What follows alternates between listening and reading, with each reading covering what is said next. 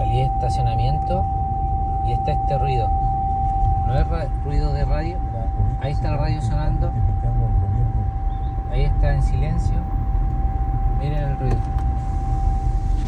No sé de qué lo que es.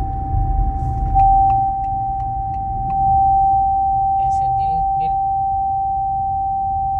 No está marcando ningún sensor encendido. Pero miren el ruido que tiene. ¿De qué lo que es? No sé.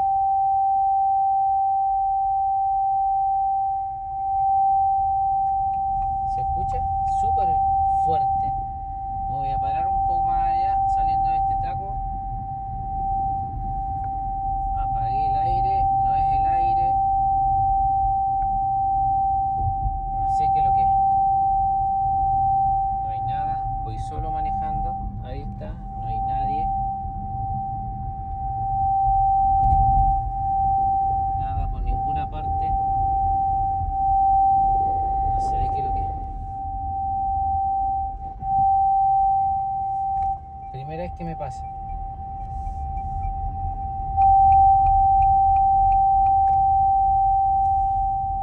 Primera vez que me pasa. Nada encendido. Acá todo apagado. Pero no sé qué tiene. Voy a pararlo aquí en el semáforo, aprovechando. Sigue sonando.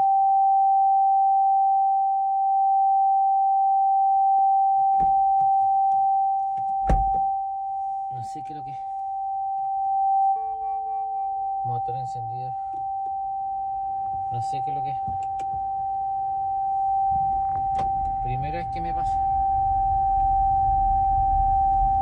¡Ay, Dios! Una más de este auto. Una más. No sé qué es lo que es. Una más.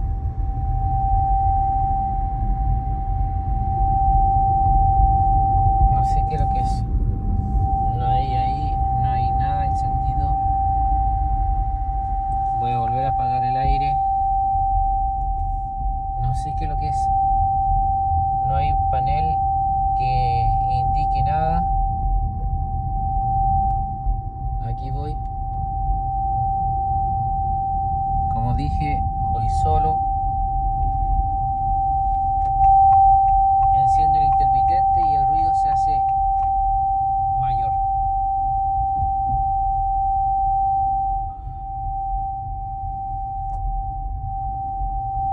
¿Ves? Nadie por ninguna parte. No hay nada más conectado. Nada más. Nada conectado.